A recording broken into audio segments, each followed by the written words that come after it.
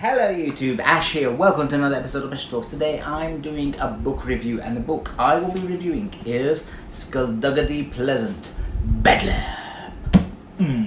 So this is the third book in phase 2 of Derek Landy's Skulduggery Pleasant saga. As we know, a couple of years ago he came back to the series after stopping it at book 9, and we have what we call phase 2.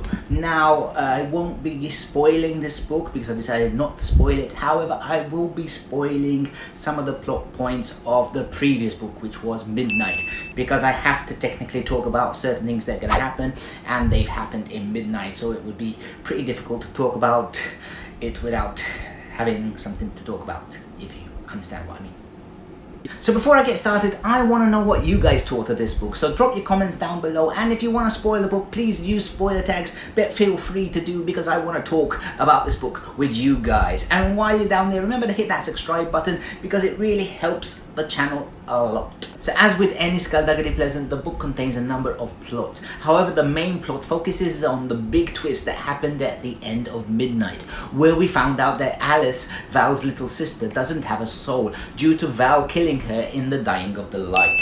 Now, Val needs to go on a quest to try and get her soul back, and basically that's the big plot. Now, one of my main complaints about Midnight was that Skulduggery Pleasant isn't in the book enough. Now here he's back, and he has a lot more page time, and he has a lot more times with Val. Together they're back to their bantering and back to kicking ass together, and it's good because that's one of the things that really made phase 1 such a fantastic series. In the last book it was lacking, but here, yes, the two are back and having fun again, which is a plus point. Obviously still not as much as phase 1, but yeah, it's definitely a step in the right direction. And talking about Val, it's nice to see her back in her groove, as in the previous book she was sort of like self-doubting, miserable, and not really having that much fun. Here she's back having fun, kicking ass, flirting, sort of just enjoying herself again. It's also nice to see that she's settled down in her personal life. So yeah, she's definitely got her groove back, and that's a good thing. And although the book's plot structure is better than Midnight, there's still a lot of subplots going on.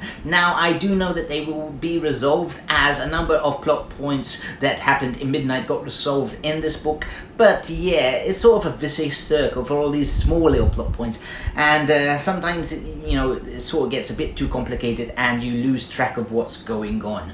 But yeah, I'm sure, as I said, they will be resolved in the next book. The book really has some great fights and some great action set pieces. One of my favorite sort of set pieces involves a museum and a heist. I'll leave it at that because I don't want to spoil it, but it was really fun to read. As for the villain, I actually like Abysme whatever her name, much more in this book, as I felt that Landy kind of fleshed her out more. We get more insight into her and into her motivation, and you kind of enjoy her, reading her, and yeah, she's much more menacing and more dangerous in this book. Also, the book introduces a number of other villains, and I'm looking forward to the next book to see where this goes. Especially there's two very interesting characters which I would like to discuss in spoiler territory, because there's one I've definitely got a theory about it, and the other one not so much, but one I've definitely got an interesting theory, but again, can't say anything because it would be spoiler.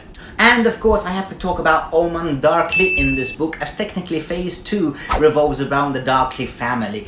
Now, in the previous books his sort of adventures kind of gotten on my nerves, and I was sort of speed reading when he showed up and just wanted to get back to Val and Skulduggery. However, here his plot moves forward a bit more, and we get a bit more insight into him and his brother, and as I said, I didn't find myself wanting to speed read this time. I actually enjoyed his section of the book, so yeah, plus points on that. Now, just before this book was released, Mr. Landy released a video saying there would be a big twist which would change the way we look at a certain character. And yes, it does. It happens in sort of the last few pages, and yes, it is mind-blowing. And not to mention, there's another twist that also happens towards the end. And again, no spoilers, but it's gonna be a really epic thing. And the twist that Mr. Landy said, it does make you want to go back and read the other books to see if there was clues about this. So yeah, lots of twists and turns, and I'm looking forward to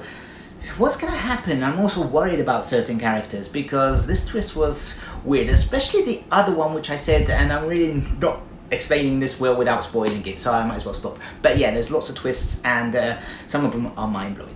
So before I give you my final rating for this book, I really want to know what you guys thought of it. As I said, please feel free to spoil the book, just use spoiler tags, and please do, because I actually want to talk about this. As I said with some of the twists, I need to talk to people about what happened. So yeah, leave the comments down below and let's talk about it. So in conclusion, I will give this book a 4.5 out of a 5. I really enjoyed it. I really felt it's a much better book than Midnight. I love that Val and Skulduggery are back together and Val seems to be having much more fun. I like the twists, some of them mind-blowing. Yes, there were one or two many plot points, but it's good, and it was nice to see some returning characters as Tanit gets a lot more book time than her cameo in Midnight, and it's always great to see a fan favourite like Tanit Lowe back again. So yeah, I would definitely recommend reading it if you're a Skulduggery fan, and if you were sort of giving up after Midnight, don't. This book is a big improvement on that book, even though I personally like that book. So yeah, that's it. I want to thank you all for watching this video. If you did like it, hit that like button, and also if you're new to the channel and like what you see, consider hitting that subscribe button,